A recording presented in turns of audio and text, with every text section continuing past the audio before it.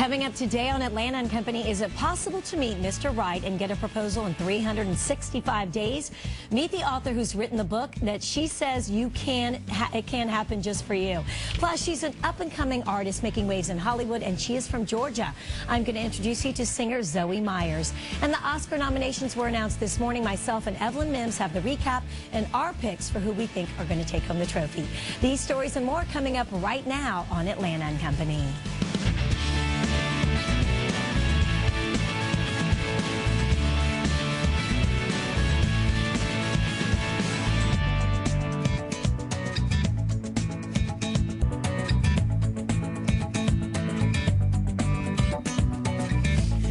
Welcome back to Atlanta and Company. I'm Christine Pallara. Year after year, are you waiting for Mr. Right to come your way? Stop waiting, Evelyn. Stop waiting. It's going to happen. I have 365 days from today. I'm serious. This year, go out and find the one. Dr. Janet Blair Page has written Get Married This Year, 365 Days to I Do. And man, this is going to be a great interview. She joins me right now on the couch to talk more about it. I'm sure ladies and gentlemen out there are perking up. So thank you for being here.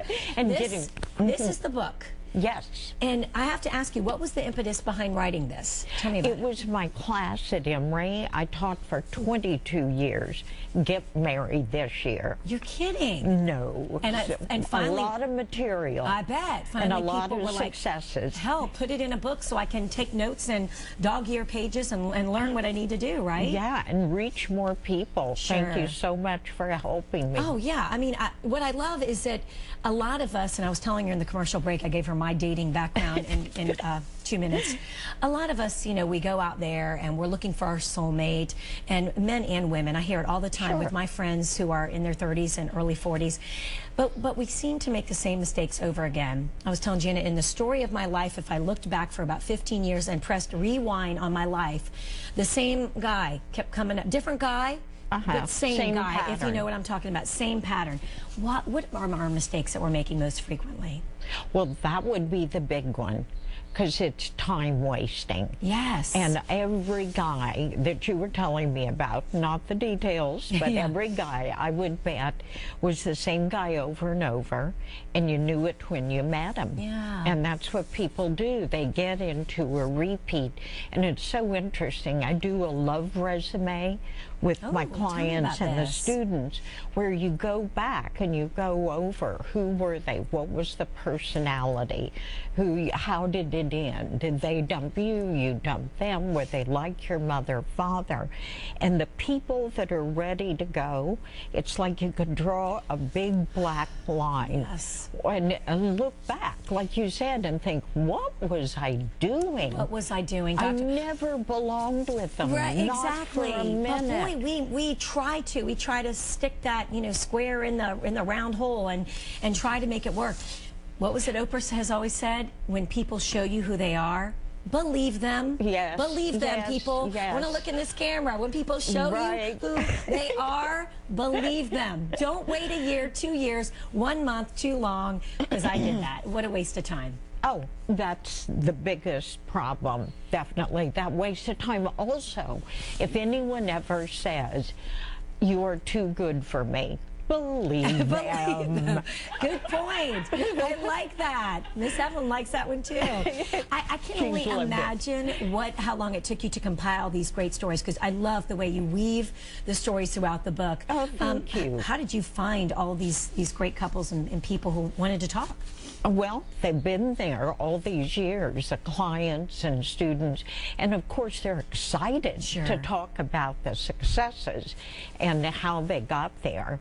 And it's definitely learning, which is right up front in the book. I think it's the biggest problem, wasting time, hoping.